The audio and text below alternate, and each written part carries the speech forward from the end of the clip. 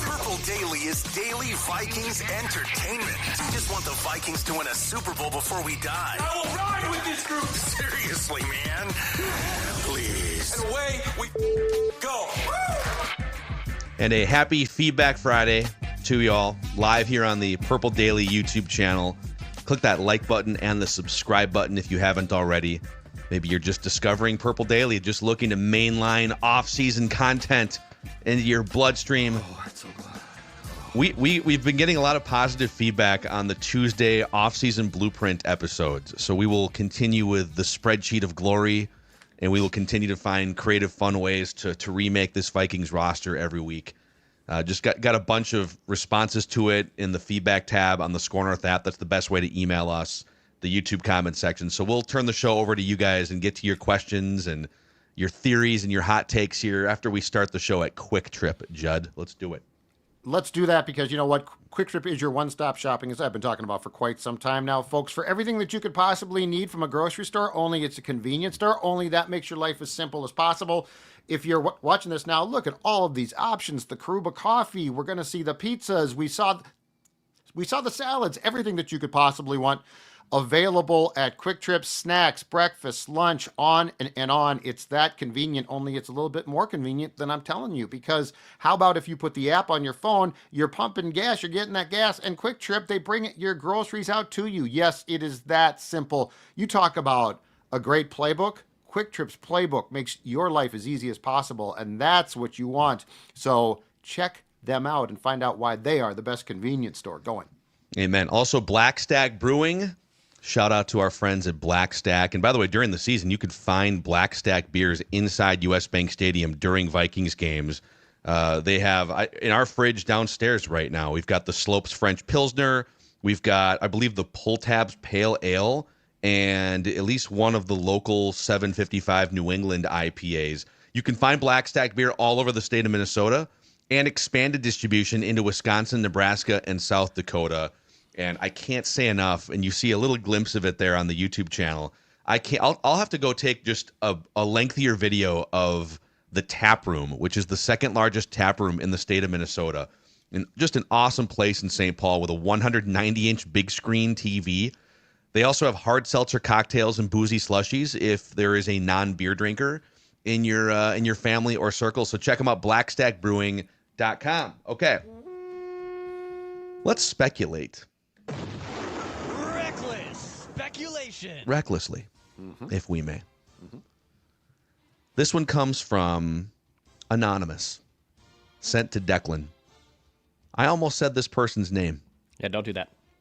But the first thing that they say in the email is, please keep my name out of this and confidential. That's one of the great notes of all time.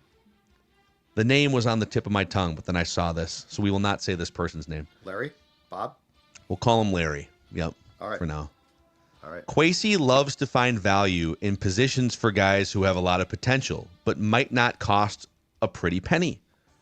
I know we need interior offensive line help badly, but I've never actually heard you guys bring this particular free agent name up. I know and am related to many people that are very close to this free agent, who is from Iowa, by the way. And I know Minnesota is his family's top priority to sign with. Spotrac projects 2 years, $15 million, which would be way less than like a Trey Smith, for instance. Oh, yeah. Offensive guard James Daniels will be a Minnesota Viking in 2025. 100% chance. Wow. According to Anonymous. By the way, our tip line is wide open. The feedback tab in the Score North app. If you have a third cousin's friend's in-law that has intel on a Vikings free agency discussion, please send it to the show. We will vet it, and we will probably read it on the show. Thank you. Best, Larry. Larry In air quotes, Larry. So here's the thing about James Daniels, and the reason why we haven't really talked about him on the Blueprint episodes. He tore his Achilles tendon in week 5 for the Pittsburgh Steelers last year. This is a 300-plus pound. Now, I'd have to see, did he have the full Achilles repair surgery, or was it like a hybrid one that Brian O'Neill had?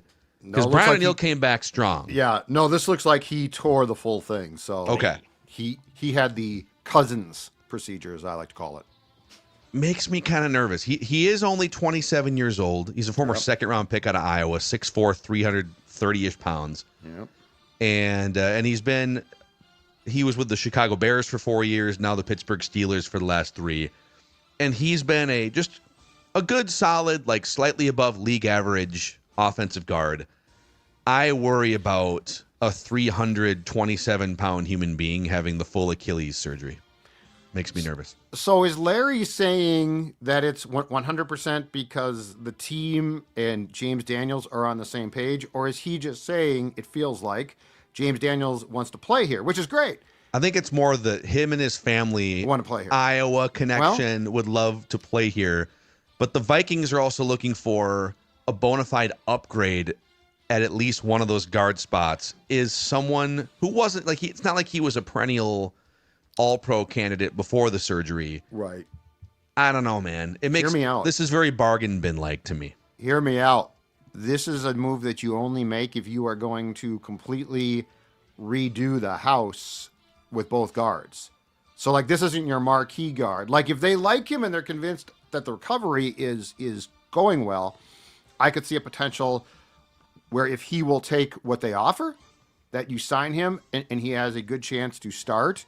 But I also don't see this as the move at guard that we've been speculating on for a month now. By the way, he was a left guard the first 3 years of his career. And then in 2021, his last year in Chicago, he flipped over to the right side where he's been exclusively a right guard for the last 4 seasons. Okay, so if you sign him to play right guard, but you still don't replace the fact that you would go after, I think, a high-priced left guard still. Yeah, but is he even going to be, if you tore your Achilles in week 5, is he even going to be ready for the season? That's a very good question. It sounds to me like he wants to play here. God bless him. Who doesn't? Great program here. But, yeah, that doesn't track to me to be a big investment type of guy because of what you just talked about with the concerns. Hey, it feels like wave 2 or 3. Like wave 2 or 3 of free. Like, Sure. Yeah. If he has a significant Achilles surgery, like, I don't know if any team's going to give him a bag he's looking for initially in the first few weeks. So is this the second, third wave guy? Hey, they've checked in, he's had workouts, or the observations from his medicals look positive. Then, okay, depth guy or insurance policy guy, but no, not a first wave or second wave guy. Is it even like maybe it's a 1-year deal? I know Spotrac is saying a couple. PFF is actually projecting a 1-year, $5.5 million, essentially make good deal. Okay, yeah, come on in here.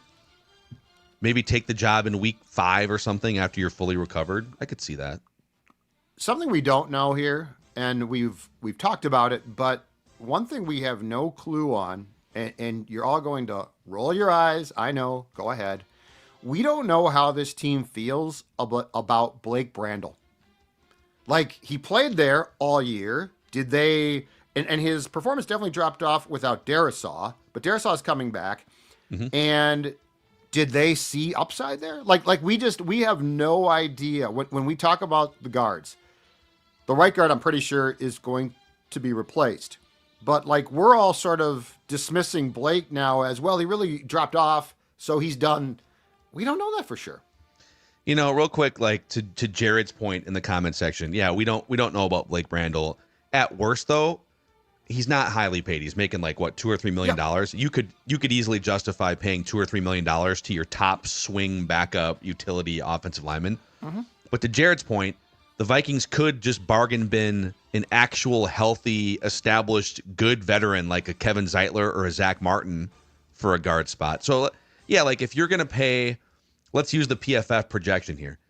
If you're going to pay 1 year, $5 to $8 million for a stopgap, is it going to be for 27-year-old James Daniels coming off a torn Achilles, or is it going to be for a fully healthy Zeitler, Zach Martin, who you can just plug in right away from week 1 and then figure out what the plan is at that position in 2026? What's the PFF projection for those two as far as contracts? Because I'm not sure. Yeah, go ahead. Yeah, Zeitler 1 year, 6.5. Okay. Oh, okay. And Zach Martin, 1 year, $7 million. Oh, okay. I mean, Yeah, I'd go that direction then. Yeah, Brandon Scherf, 1 year, $6 million. If you're looking at like a 1 year stopgap, there's a bajillion options at guard and free agency. Okay, Tim Trail says, I'm getting a little nervous about all of the talk and speculation of Aaron Rodgers coming to the Vikings. Please tell me that this is just a bad dream that I'm having and that Rodgers and his cancerous personality will be put out to pasture somewhere else. Please, we're begging for some reassurance from Sports Dad that Aaron Rodgers is not coming to Minnesota. I can give you that. In fact, if you subscribed to the Sports Dad Substack, you would have read 5 reasons 2 days ago. This is no. Kevin O'Connell's not going to put up with this. He's not going to. That was a Vikings desperation move back then, and in 2009, it worked great. But the Vikings are not desperate for a quarterback. Would Aaron Rodgers call the Vikings? Absolutely, his camp would. Hey, we'd love to, but no, I don't see any way. If Kevin O'Connell was involved in an organization that signed Aaron Rodgers at this point, my opinion of Kevin O'Connell would drop a lot. He's not going to do it. Wow. Yeah, there was a time where this made sense and would have been fun. I don't think it makes sense, and I don't even think it would be fun anymore. It wouldn't be fun. No, it wouldn't be fun. Yes. It would just be Favre was fun. Like, Favre was a fun player, and his personality was fun. Like, you hated Favre because he played for the Packers, and there was a time that he beat you, but that was fun. This is a cantankerous, old, fuddy-duddy guy that I want no part of. Yeah. Fuddy-duddy guy. Fuddy-duddy. Is there like a, is there My grandma used to use that term. Fuddy-duddy. I'm just going to look up and see on I'm guessing the slang websites here. Fuddy-duddy is a term for a person who is fussy while old-fashioned, traditionalist, conformist, or conservative, sometimes almost to the point of geekiness. It is a slang term, mildly derogatory, but sometimes affectionate as well. Fuddy-duddy. Fuddy-duddy. Put that in your lexicon. Let's go to Logan Baber here. He says, with the Eagles winning the Super Bowl this year, and with Saquon Barkley breaking the single-season rushing record, including playoffs, does this show us the NFL has been mistaken and that running backs are actually very critical? Furthermore, should the Vikings target a running back in the first round as opposed to waiting for the later rounds? I think we definitely went too far in our assumptions of what you should be doing at running back in the NFL, 100%. And it's more of a product of the situation around our running back. Is the scheme right? Is the guys in front of him in the offensive line in the right spots and whatnot? I wouldn't reach for a running back. However, this team is desperate for one, and it's definitely circling running back as one of their top needs, regardless of the status of Aaron Jones returning. So a running back in round 1 wouldn't shock me, but I also think they should probably take chances on maybe multiple running backs in this year's draft if they get more draft picks. As Thor said, this draft is so deep that unless I got the Boise State kid, who I would consider in the first round for sure, no. I'm going to take one. I might take 2. But can we go back to... So I feel like there's a false narrative about this entire thing, okay? Nobody ever said that running backs weren't important. The main portion of that argument was how quickly they fall off the table. And so I feel like we are, and look, the running back is back in, it's in vogue, that's awesome, good for them. But I feel like we've also gone to, well, everybody said you don't need to run the ball. I don't remember anybody saying you don't need to run the ball. The original conversation was, of all the positions that you pay, do you want to pay the majority of running backs a lot over a long term? Because when they go off the cliff, she's done. It's over. That was the conversation. And I feel like now it's become, well, you all said you don't have to run the football. I don't remember ever saying that. I did say, and I will continue to say, they get beat to hell, and they should. And that devalues them as players because their bodies don't hold up as long as, let's say, Justin Jefferson, who's a wide receiver. Yeah, but there also has been some miscalculation with this wave of veteran running backs. Like teams, the Titans, the Giants. Hell, even Joe Mixon with the Bengals leaving for Houston, having a good year. Where teams are like, man, I don't know. We got to cut bait because Saquon Barkley is. Oh yeah, the Saquon thing. I told you guys that was stupid. He's special. He is one of one bit in my opinion. But yeah, however you want to look at it, Declan's right. Teams have gone too far in. Okay, we need to cut bait a year or two earlier than we actually do on some of these great running backs. It actually reminds me a little bit of the direction the NBA went after the Warriors won their first championship like 10 years ago. Just jacking threes and playing small ball. They had this lineup of death that was, I think Draymond Green was at the 5 and everybody else was just jacking up threes. And a bunch of other teams in the NBA were like, yeah, we don't need big men anymore. Let's just sit out on the perimeter. We'll just play 5 out. And we'll be jacking up threes. And then somewhere along the line, 5 or 6 years in, the Nuggets are a great example, came around and said, wait a second. There is still value in just having big, tall guys who can rebound and score in the paint and create mismatches. So everything kind of comes back around. And this is a great example of that in the NFL. We're just like, we have a bell cow team that just won the Super Bowl in blowout fashion. Blaine K says, love the off-season scenario episodes so far, including the blueprints and Thursday drafts. Can you guys do a scenario where Darnold hits free agency, we lose Byron Murphy Jr., Cam Bynum, and Danny Dimes in free agency, and Harrison Smith retires?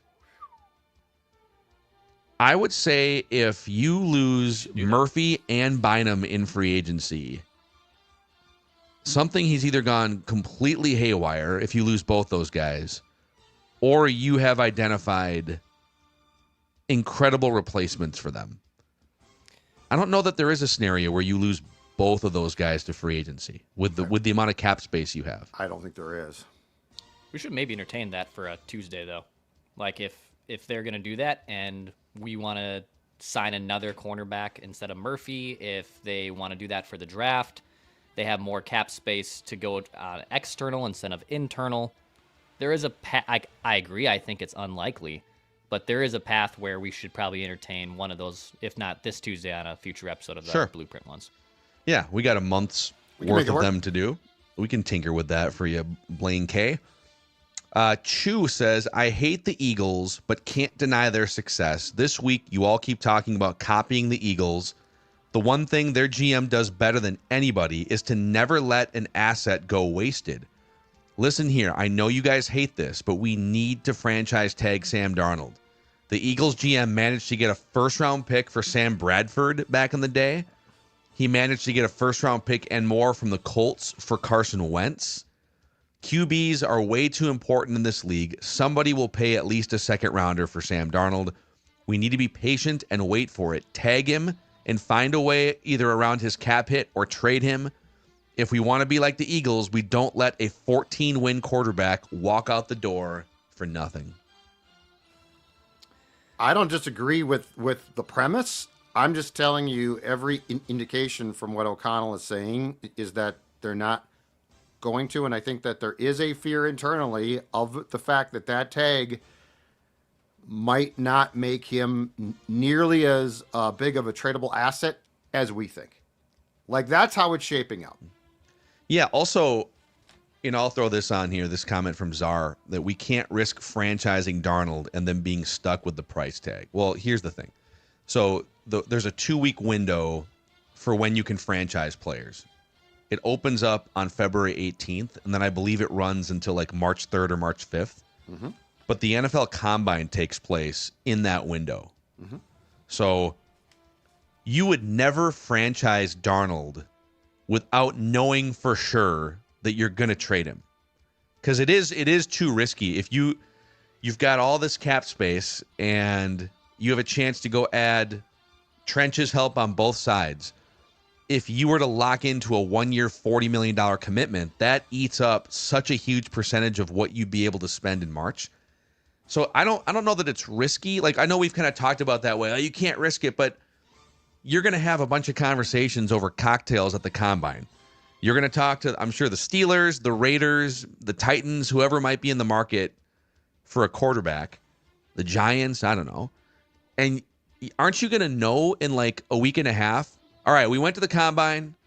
We know that, holy cow, the Raiders would totally give us a third-round pick or a second-round pick, and so would the Steelers. Sure. So you get that information, and then you say, all right, we know that there's a trade market for him. Yeah. So now we're going to franchise him, and by the way, he can help dictate this too. You want to go to the Raiders? Let's all facilitate this together. Right. But as we talked about, I think it was a couple days ago too. Then if it's just the Raiders, they might say we're not going to give you a draft pick. But that's the thing. If there's no market, then you let him walk. Right. You don't take on the risk of franchising him. It feels to me like everything that the Vikings are saying publicly, which is not a ton, but some things, is that they have agreed not to. And keep in mind too, so the Bradford thing was different. He had signed a contract, was under contract. Carson Wentz beat him out, and he wanted out. And Philadelphia, to their credit, when Teddy went down, capitalized on that. So like this is not. I'm trying to think. The Carson Wentz thing was different too, right? So these were not tag and trade trades. These were guys who were signed, who were now going to be backups, who said, I want out, and Philadelphia maximized them. So I don't know that we're talking about apples to apples comparisons here. Yeah, Wentz went for an immediate third-round pick and then a 2022 first-round pick when he went from Philly to Indy, which I honestly can't believe they got that much for Carson Wentz. I think that was a conditional. That second one was like a second-round pick that becomes a first-round pick if he plays 75% of the snaps or something like that. And it did become a first-round pick. But yeah, the Bradford thing was desperation, and bravo to the Eagles being like, all right, well then give us a first-round pick. But yeah, I don't know. I think it's going to be very difficult for them, the Vikings, that is, risking having to pay Sam Darnold if they can't find the market for him on that franchise tag. But again, I don't think it's a risk. Like, you only tag him if you know that you're going to trade him. And you basically have to have an agreement in place before you would tag him, you know? Yeah. You wouldn't tag him blind, is what I'm saying. By the way, Martin B chimes in and says, Darnold's market value increased by $10 million a year because of the Chiefs' offensive debacle. Even the future GOAT, Patrick Mahomes, looked like he was seeing ghosts in the first half without any protection. Just saying, like, hey, if you don't have any protection up front, this is what happens to even the best quarterback of all time. I will say it is kind of funny how, like, in the moment when you're watching the last couple of games, you're thinking, oh my God, like he's gonna have to pay some team to take him. Like, how terrible he was. But in a league where you got a whole month of playoffs takes place, you move on to the next topic, and in a league where 7 to 10 teams are always just desperately looking for a quarterback. Yeah. I do think the 4,300 yards, the 35 touchdowns, the 100 whatever passer rating rises to the top of the importance list. I mean, yeah, you take into account he did kind of melt down in those 2 games, but yeah, the protection was bad.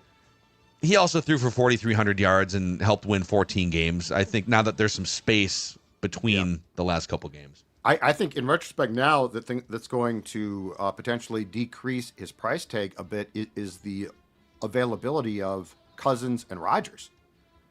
Because if I'm a team that's desperate and I can sign Kirk for less, I'm probably going to give Kirk a 1-year contract. Like, here's my question. How many teams, and there will be a few, but how many teams are going to, off of one season, are going to commit to Darnold for 3 years at, let's say, 42, when Kirk can come in for a year or two at dirt cheap? So I actually think it's the fact that guys are going to be let go and available that's going to hurt Sam a bit, but he's still going to get, I mean, I'm not saying he's not going to be poor. Someone is going to pay him a very decent salary. Yeah, real quick, just some fun speculation among friends here. Reckless speculation. So there's been a lot of Matthew Stafford Giants rumblings, and his wife came out and aired some grievances. And didn't the Giants hire like his brother-in-law to their coaching staff? Yep. So there's been some percolation.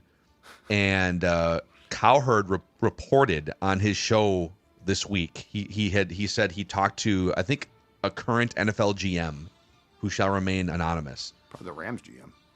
It could be because he is in he's Los buddies with Angeles. Yeah. And he had heard that the Giants steam is 100% real, and that the Rams are they're kind of sick of Cooper Kupp went out and took control of his message, and Stafford's playing hardball. That there's a good chance Stafford does move on via trade to the Giants. And the Giants, I mean, that coaching staff and front office are on their last leg.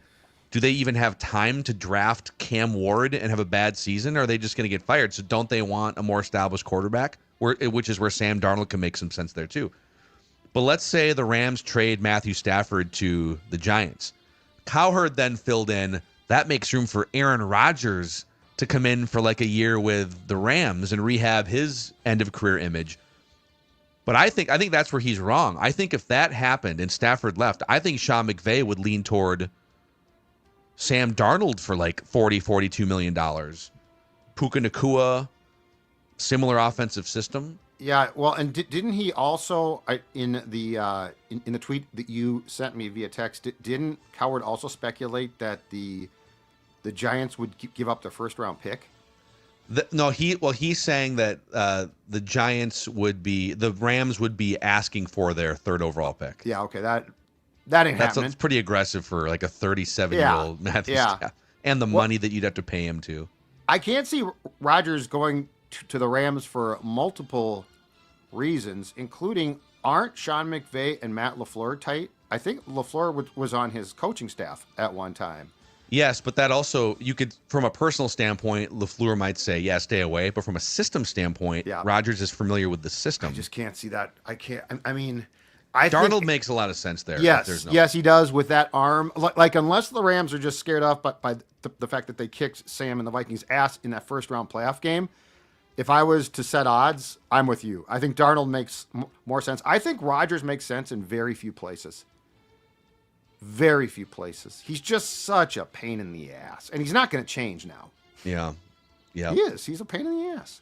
We'll get to a bunch more feedback, and we have our Valentine's Day themed snake draft of the week here. Declan's going to just thrive off of this. I got a whole... You got to win. Dex and I probably have a similar big board. The pressure's on both of you. If I win, it is an affront to the system. Yes, it is. Yes, it is. But we announced earlier this week that the 2025 Purple Daily Draft Party, the 4th annual, presented by Standard Heating and Air Conditioning, will be held once again at the Fillmore in Minneapolis. Such an amazing time last year. So here are the preliminary details. Thursday, April 24th, 7 p.m. That's night one of the NFL draft. We will, by the way, have the national draft coverage on TVs inside the venue, just on mute, so you guys can follow it. We will navigate you through as well. But general admission and VIP tickets available on March 10th, starting at 10 a.m. Central Time at scorenorth.com/draft party. That's scorenorth.com/draft party or scorenorth.com/draft. There's like 5 different iterations that work. But that's where you can bookmark and find more information. So we'll keep reminding you over the next coming weeks or so. And speaking of Standard Heating and Air Conditioning, Dex, they can probably help you out with a couple. They helped you out, like 2 days ago. They came in the clutch for me. So a quick little story. Dex tweets is closing on a house. He finally found a house. Me and the missus found a permanent home. We're very excited. Adulting at its finest and trying to figure out an inspection and what's going on. How old is this furnace? At the 11th hour, I had to call Standard Heating. They came over. They gave me the peace of mind of what condition the furnace was in. And without them, I don't think we get this house, boys. So Standard Heating came in the clutch. So whether you're looking to buy a house and you want to do an inspection to make sure that furnace that you're buying and going to be owning is in good shape, whether you're a renter, whether your current furnace needs just standard, upkeep, standardheating.com is the one to contact. Plus their Smart Club maintenance plan, which you can join, gives you discounts on repairs and priority booking as well. Standardheating.com to the rescue. Also, the Canopy Group helping to power Feedback Friday here today. Judley. Absolutely true. And an in-state-based insurance company that has, and this is the most important thing, folks, your best interest in mind. Much like a sports executive, Kwesi, constantly on the lookout for the best talent available, right? Well, the Canopy Group does the same for you when it comes to getting the best insurance coverage at the best price. What they do is they work with 16 groups of top-tier companies to make sure that you have the best insurance available for auto, home, health, and business. When it comes time to renew, you're going to hear from the Canopy Group because they know that you deserve better than the status quo. That's right. You have basically an insurance front office looking out for you constantly. That's what makes them so special. Give them a call, 1-800-967-3389, or check out their website. That is thecanopygroup.com. Thecanopygroup.com. Make insurance easy by making sure that you and your family are protected by the best. That starts with the Canopy Group.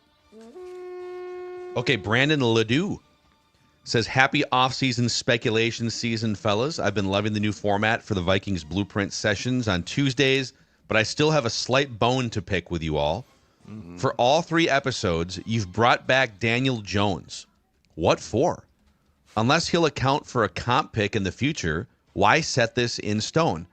Yes, he is better than Nick Mullins, but you could probably save like $6 million in cap space by just signing Mullins back instead of Daniel Jones. The future is J.J. McCarthy, so let's just let it ride. Use that money to get people that can contribute and not sit on the bench. You may say Daniel Jones is an insurance policy. You can leave that negativity at the door. We could play the what-if game all day. Unless you think McCarthy's knees are time bombs, let's get some grapefruits and bank that McCarthy is good to go. Let's do it next time. I'm fine with that. I'm good. Yeah, I mean, absolutely. I think totally we can do a couple versions where we don't bring Daniel. No we think they're no probably Murphy, going to, but no Jones. We don't need anyone. We just they need trade McCarthy. Right. It's just KO. He just brings in. We need. Exactly right. Let's get rid of everybody. All we got, all we need. Okay, Sharif Stafford says, Super Bowl pie chart of praise. Ooh. Ed Donatel deserves a 20% slice of the Eagles' pie chart for winning the Super Bowl. They made Daniel Jones look like a franchise quarterback 2 years ago for 2 games, and the Giants front office was so impressed by Daniel Jones. They forced Saquon Barkley out because of it, and the rest is history. If we butterfly effect our way back to Ed Donatel, does he get a ring? For Brian Flores being here, Ed Donatel deserves credit. Yeah, you know what, Ed has done more good sitting on his couch than he ever did actually coaching in the National Football League. I think it was the baseball side of this is like the Johan Santana trade for Carlos Gomez is still like there's a ripple effect from that. Like there is crazy butterfly effects from the Johan Santana trade. And same thing with Ed. Like we all talk about the Daniel Jones contract because that was like the marquee of, oh my God, Daniel Jones beat you and he got this huge deal. They go to Saquon. Saquon then basically helps the Eagles to a Super Bowl. But Judd's right. Like then the Vikings also don't get Brian Flores, and maybe the Vikings don't get Jonathan Grenard. There's a huge ripple effect here. It's super funny. Yeah, it's old Ed Donatel, and then he gets to watch Vic Fangio's system work the way that he was hoping it would work in Minnesota. You know what's funny? Like all due respect to Vic Fangio, but people just lauding the Fangio system. The Fangio system is literally get 4 ridiculous or 6 or 8 ridiculous studs up front who can get after the opposing team's offensive line and quarterback without blitzing, and then drop dudes back into coverage to make it way harder to find openings to throw the ball. The Dolphins didn't bring him back. Like he had the Dolphins job in 2023.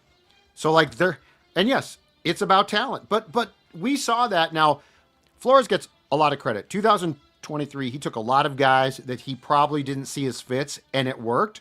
But I mean, look at the step up. Like if Brian Flores ever gets what he wants exactly, it's going to be phenomenal to watch. Yeah. So yeah, it comes down to personnel. You're right. And there's a chance. I mean, yeah, they might lose a couple internal guys, but they've got enough that they got that first round pick. There's a bunch of dudes, defensive tackles out there. Milton Williams from Philadelphia. This lawsuit that is still pending is such a bonus to the Vikings. Yeah. Because I think Flores has a really good shot at a job if he's not actively basically suing the entire league and commissioner. But like if you look at this, you keep, as long as this thing is not adjudicated, you have chance after chance to like add a little bit more for Brian Flores. Add a little bit more for Brian Flores. Yeah. And just you keep bumping hit. I'm sure he gets a bump every time he has 3 head coaching interviews. Like, okay, what if we give you a couple extra 100,000? Yeah, Graham Power chimes in here. That's awesome. Ed got Lewis Seen a Super Bowl ring. Butterfly effect.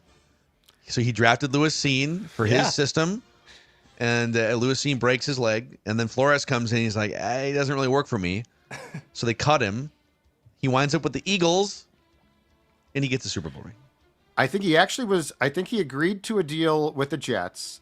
It fell through, so he went to the Bills, and then the Eagles signed him at some point off the Bills practice squad.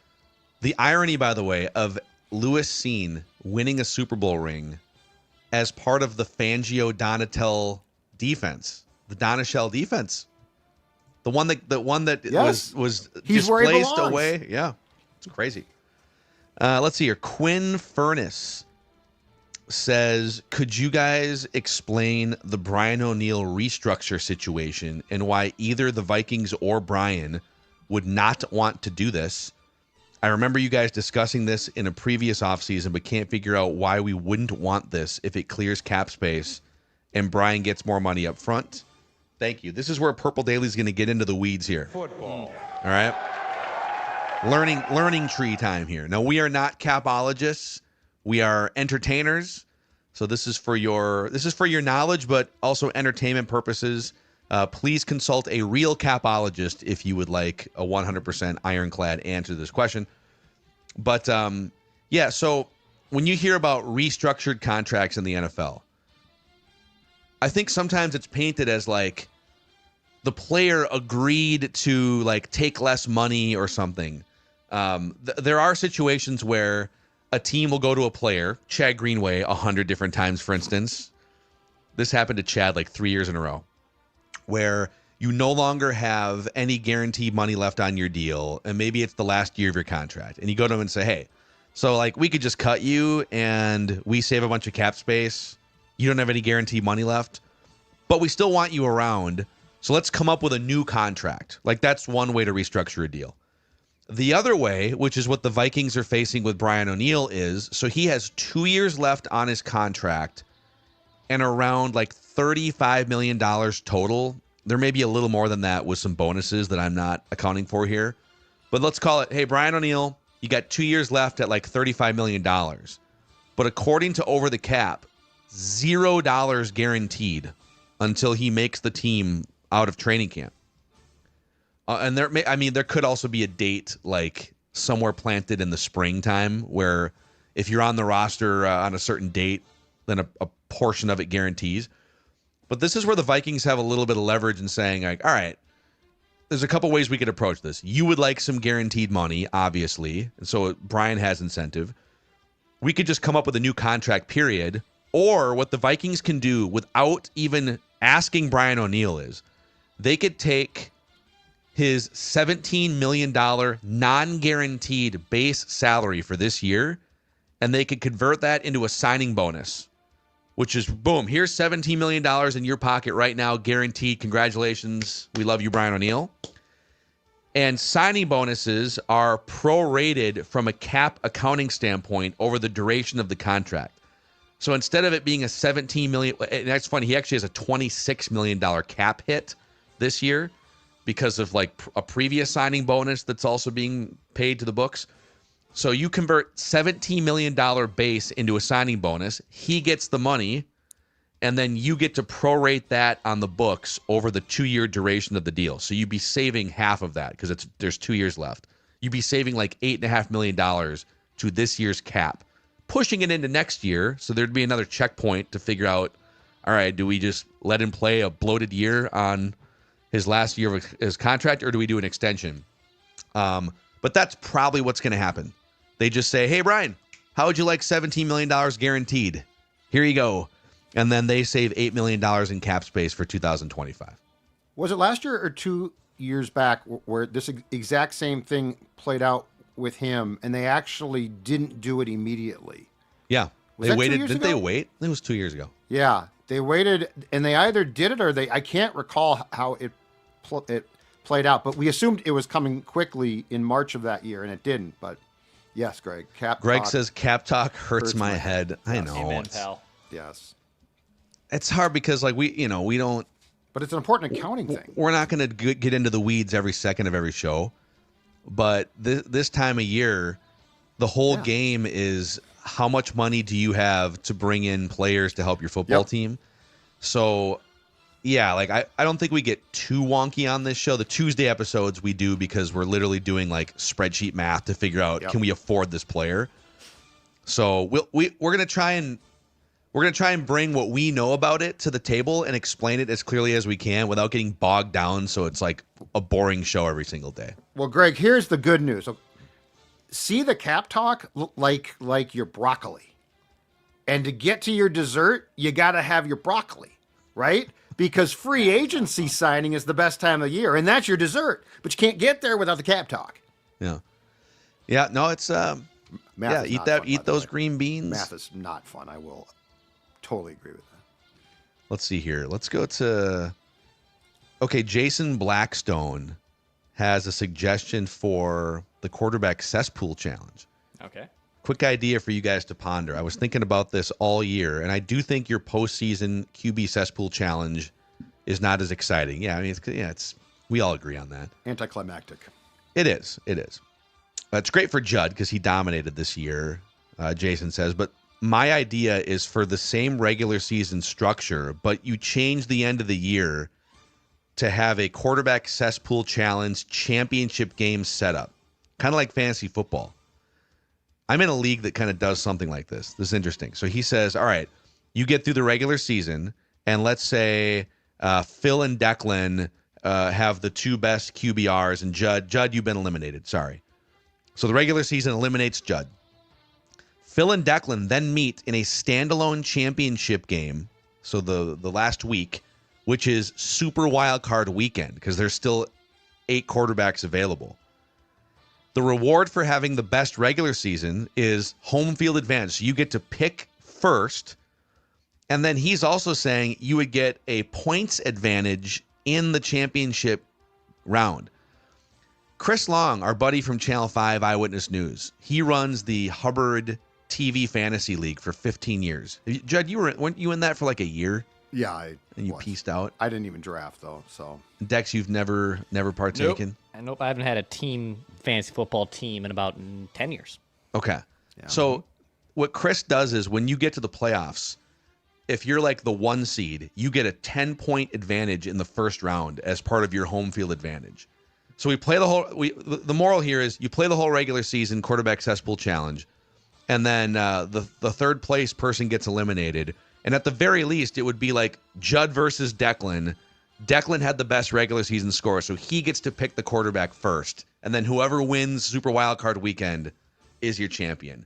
We could also explore building in a points advantage for the regular season champion. I don't hate this. I think ending it before the divisional round, period, is the right move because, like, right, yeah. What are we doing? I like the season-long thing. So, like, I have no problem with it. If we don't want to extend it to playoffs, that's fine. Playoffs. If we want to for a round, that's fine. But I mean, I do like the going through the season and the points. Not just because I won. I actually think it's fun. Yeah. I think we draft a team of quarterbacks. I saw that one too. A snake draft, 3 quarterbacks. We draft 3 quarterbacks, and we have those are our 3 guys to monitor throughout the year. Now it's like fantasy football. Like if there's an injury. I hate that because then if Tommy DeVito becomes a starter in week 7, we don't get the joy of picking Tommy DeVito. Exactly. I want whatever allows me to draft guys that suck. Yeah. What if like David Blau jumps in and becomes or who's the other? Tim Boyle. Yeah, exactly. You know, like if Tim Boyle becomes an option in week 12, exactly, you don't get to. Like the whole point is to mock quarterbacks. Like we're actively making fun of them, which I absolutely love. Yeah. So we'll keep workshopping it. Keep sending in. You know who would hate this? KO. KOC would hate this. Dude, we should back channel and see. Come on, KO. You want to participate? Come on, dude. Come on. We can use an alias. No one has to know it's you. Man, he would hate this. You tell us who's going to perform Making like fun garbage. of the position that he holds sacred. Oh boy. What KO picked Sam Darnold going into this Jaguars game. What does he know? Carlos Kesbers says, huge congrats a couple weeks ago on falling backwards into the next great Purple Daily offseason segment. Who would win in a fight at the 50-yard line? You guys bantered about Jeff Fisher versus Mike Zimmer, and I found myself wanting more of that segment. Jeff Fisher has the reach, but Zimmer would be scrappy. Fisher has the mustache. Zimmer has the lodge. Give me Zimmer at plus 190. Yep. Mike McCarthy versus Andy Reid. Pete Carroll versus Bill Belichick. Sean McVay versus Ben Johnson. The opportunities are endless. Who wins in a fight at the 50-yard line? He's not wrong. That's awesome. I mean, we could make that a June segment on Purple Daily. We're starved for Judd's camp notes, but we're Absolutely. between. Mike McDaniel versus Kyle Shanahan. Like just a featherweight division here. I'd love to see that. A battle of outside zones running schemes. So what would it be? O'Connell v. McVay? Who would we set? Well, dude, there'd be O'Connell would have a reach advantage. Dude, Huge O'Connell would reach. just destroy McVay. But McVay is stout. He'd be scrappy too. It but would, I'm it not would gonna be get a inside. contest. Yeah. Who would O'Connell take on? It's got to be. I mean, Ben Johnson has a little more. I'd have to see height. Dude, O'Connell's like 6'4", right? Yeah. And McVay's as tall as I am. I think he's even shorter. How tall is McVay? Vrabel? I mean, And O'Connell? Dude, Vrabes. Yeah, Vrabes. Vrabes would have a very good chance. I know, think the weight Vrabes classes, I think the weight classes might be different though. O'Connell is thin as can be. Very tall. Vrabes is 6'4" and thicker, but a little older too. He's 49. O'Connell's got O'Connell about would have 10 a years chance. on him. There's a weight difference though. I mean, Yeah. he's not a head coach anymore, but what about Saleh? Saleh versus KOC. I think Saleh's like your favorite. Saleh would kill someone, I think. So I would Sure. not. I would not put him up. Yeah. D'Amico Ryans too, man. I mean, I wouldn't want to mess with him. Dan Campbell, but I think Dan Campbell, he looks like a guy, but I bet Dan Campbell, He's got some weaknesses. he's a little older, and also I feel like his flexibility and nimbleness would be in question. He'd be done by the end of the first round too, because he would expend every bit. Like if he did not win in 10 seconds, he'd be out of gas. I think. Yeah, it's true. Dan He'd be- Campbell, because he'd he'd come be out blown just up, man. haymaker, chin bang. That's it for him. Who would Pete Carroll fight?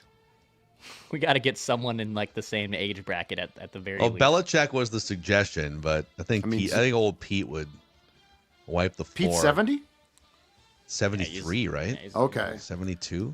Woo, boy, that's a tough one. Vic Fangio, fight Vic Fangio. I'm trying to think of the other old Great coaches idea. in the league. I love right this now. idea. Yeah. All right, it's time for our snake draft of the week here. Pressure's on you guys. Romantic comedies in honor of today's Valentine's Day. You guys are just like, the spotlight is on you guys. If you don't finish 1-2, Now you're projecting. This is reverse psychology. That's fine. This is going to be presented by North American Banking Company, a Minnesota-based bank giving you a better banking experience. And there's 6 metro locations: Maple Grove, Roseville, Shoreview, Hastings, Woodbury, 50th in France. In getting to know the people at North American Banking Company over the last several months, I noticed a few things. Very friendly and knowledgeable. Face-to-face relationships as opposed to just being sent through automations via phone lines and online chats. They took the time to get to learn about me, my life, goals, family. They prioritize the safety and security of accounts and cutting-edge online tools to help with whether it's your checking savings situation, or maybe you're looking at something bigger like setting up a new business or financing something big. North American Banking Company is here to help you in the Twin Cities. nabankcode.com/Mackey to learn more. Go to nabankcode.com/Mackey. Member FDIC, equal housing lender. Okay, boys. Dex, do you have last week's final results from last week's snake draft, which was Super Bowl party foods? Yep. So Phil took home that one. Let's go. With a 46.7% win. What a bounce back. Taking a look at the last few, so Phil won video games on January 17th, hot sauces on January 3rd. Judd won animated characters and coveted championships. I'm looking for my first win in a month. Buddy cop movies? Was that your last one? Yeah, that was the last one. Was Buddy Cop on January 10th. Highest percentage is Mackey with Thanksgiving foods. Lowest percentage was Mackey with the coveted championships, dethroning the bar foods. How about this one? Last place finishes. So Mackey has 10 last place finishes. I have 10 last place finishes. Judd has 11 last place finishes. But Judd also has the most First place finishes at 13, Phil with 10, me with 7. Okay. All right. So pressure's on Dex to get to double digits here at some point. Well, and this is his wheelhouse. I think it's me and Phil's wheelhouse It's here. Phil's I mean, too. I'm not even going to pretend that it's mine. Yeah. I feel like I love me a good rom-com. Judd, how many rom-coms have you dabbled in your life watching movies? A lot? Quite a bit. Yeah, you got a list here? Quite a bit. So, yeah, romantic comedies. I don't know that there's any questions. I guess if we stumble on a controversy, we can discuss it. I think the draft order is I get the first overall pick this week, and then Judd bats second, Declan third, snake draft style, so Dex gets the back-to-back going into that third pick. round 2. The first pick is out. There's so many. It's a tough one. I'm glad I don't have. Honestly, I'm glad I don't have it. So many options. I don't think that the first pick very rarely is that a good pick. Like very rarely, because there's just so many options, and then Dex comes and steals back-to-back, winners basically. New tier for AJ. Go back, look at all the winners from the first overall pick. Wow. Let's see what the percentage. The analytics, AJ. Get on the analytics. And how many? If you're drafting third, are you just screwed? There's a couple where you are for sure. There's some great suggestions here. Okay, this one definitely leans more into comedy, but there are 2 different love stories happening within it. So with the number 1 overall pick, I will take Wedding Crashers. Okay. Ooh, that's a good pick. Wedding Crashers. Yeah, it says romantic comedies, and some of them lean a little more toward romance. Yep. Some of them lean a little more toward comedy. Okay. Mm-hmm. So, all right. So with my first pick, I will take How to Lose a Guy in 10 Days. Oh, damn wow. you. I will take that. It's a classic, man. I thought about taking that number 1 too. There's a strategy here that I am bringing in. I can't reveal it yet, but let's just say that I know what it is already. Let's just say that there is a definite Snipe all the strategy. Mackie ones? No. You're not safe either. If this is a strategy. Yep, exactly right. Okay. All right, so that puts Declan on the clock here. Back-to-back picks, snake draft style. I have to take it because it's my favorite rom-com of all time. Fired it up on Saturday morning last week when I woke up because I saw it was on Peacock. Give me Hitch. I love Hitch. That's a good one, dude. Will Smith, Eva Mendes, Kevin James is just phenomenal. Albert Brenneman is phenomenal in that film. So give me Hitch because I love Hitch. Very good. Second pick, kind of in the toe of Mackey's first pick, give me The 40-Year-Old Virgin. Oh, wow. Give me The 40-Year-Old Virgin, which also dabbles probably more on the comedy side, but the plot of the movie is pretty clear. It's a rom-com. So give me The 40-Year-Old Virgin, one of my all-time favorite movies. This is a great, good picks. Great back-to-back picks. I love both those. That puts Judd back on the clock with his second-round pick. Go old school here. No hesitation. The card has been run up to the commissioner When Harry Met Sally. Yeah. Okay. No hesitation. So I've never seen that straight through.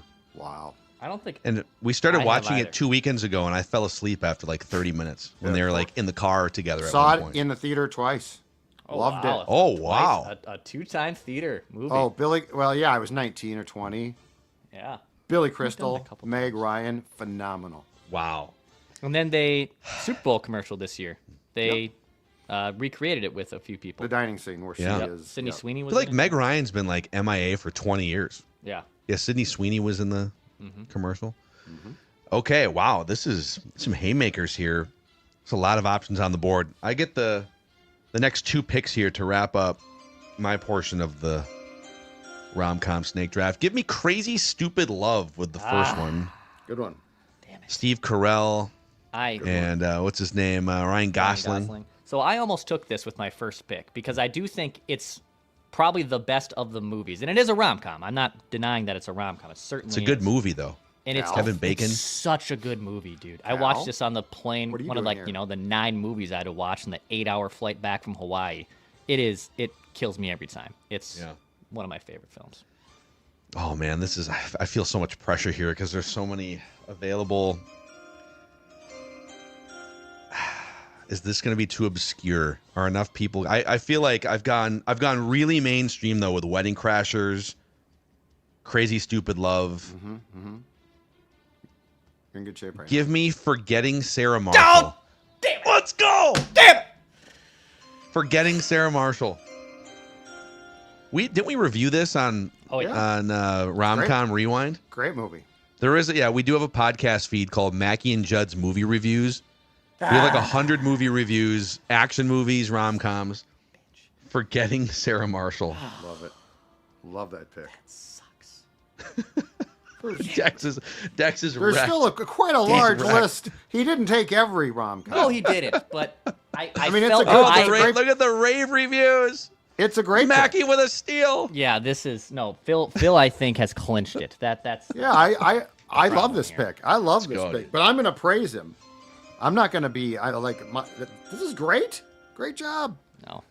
All right, Judd, you're back on the clock with your final pick here. Oh boy, there's so many good choices left here. So many good choices left. What do I want? This one's tougher. I did have Go Forgetting old school. Sarah Marshall. Let's read the rest of our big boards after I this got too. A lot.